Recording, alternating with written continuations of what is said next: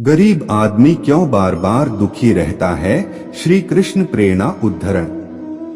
गरीब आदमी बार बार दुखी रहता है, इसमें कई कारण हो सकते हैं। श्री कृष्ण के प्रेरणादायी उद्धरणों में भी इस विषय पर विचार किए गए हैं। कुछ मुख्य कारण निम्नलिखित हो सकते हैं। कर्मों का प्रभाव।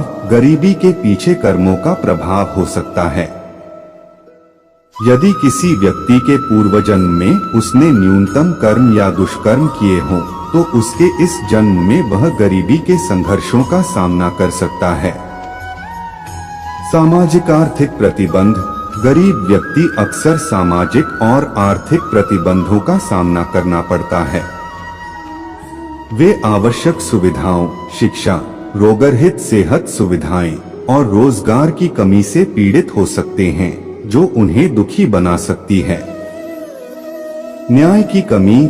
कई बार गरीब लोगों को समाज में न्याय की कमी का सामना करना पड़ता है।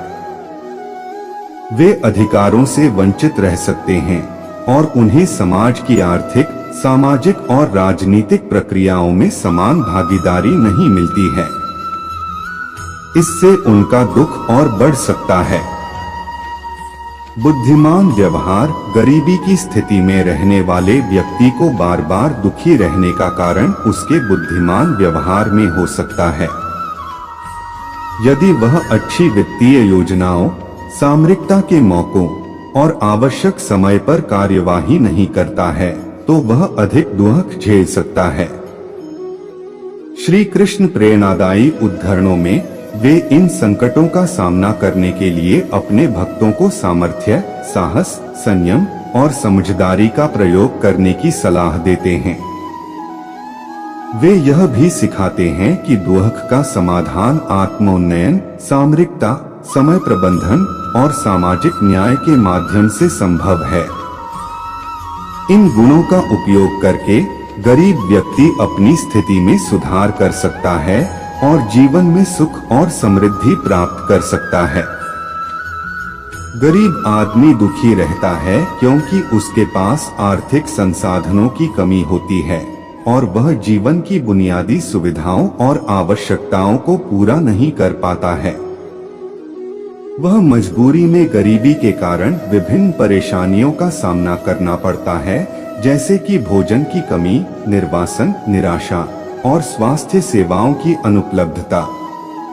इसके परिणामस्वरूप उन्हें भारी मानसिक, शारीरिक और सामाजिक दुख हो सकता है। श्री कृष्ण के उद्धरणों के माध्यम से हम देख सकते हैं कि गरीबी और दुख का मुख्य कारण सांसारिक बंधनों और मोह से जुड़ा होता है।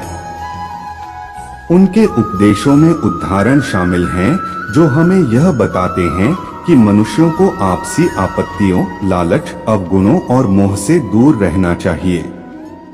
श्री कृष्ण का कहना है कि सच्चे सुख का स्रोत आत्मविश्वास, आत्मसम्मान और आत्मग्लानि की प्राप्ति है, जबकि आस्था, प्रेम और विश्वास आनंद के मार्ग को प्रदान कर सकते हैं।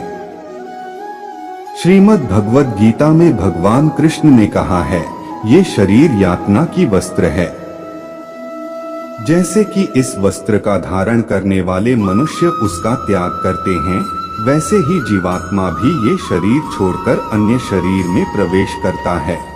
इस उद्धरण से हमें यह समझने की प्रेरणा मिलती है कि दुख और आनंद की स्थिति सांसारिक बंधनों से परे अस्तित्व में स्थित होती है।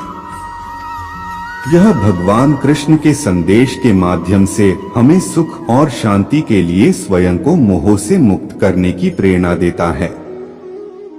इस प्रकार श्री कृष्ण के उद्धरण गरीबी और दुख के प्रति हमारी दृष्टि को बदलने की प्रेरणा प्रदान करते हैं और हमें आत्मविश्वास, सामर्थ्य और आदर्शों की ओर प्रेरित करते हैं।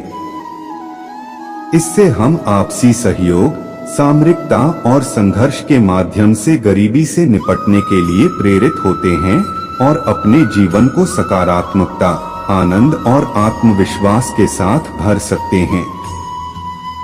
कर्म और प्रारब्ध। वैदिक दर्शन में आदमी की जीवंती और दुख को उसके कर्मों और प्रारब्ध के संबंध में व्याख्यान किया गया है। गरीब आदमी के पास सामरिक, आर्थिक या सामाजिक संसाधनों की कमी हो सकती है, जिससे उसे दुख का सामना करना पड़ता है। यह कर्मों और प्रारब्ध के आधार पर उसकी परीक्षा और प्रशिक्षण का एक साधन भी हो सकता है।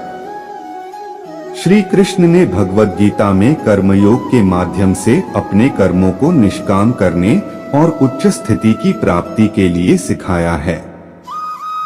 व्यवहारिक कारण, गरीबी के कारण व्यक्ति को आर्थिक संकटों, रोगों, खाद्यान्न और आवास की कमी का सामना करना पड़ सकता है।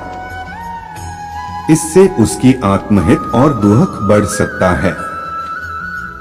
श्री कृष्ण ने इंसानों को निराश नहीं होने की और सच्चे मन से अपने कर्तव्यों का पालन करने की प्रेरणा दी है।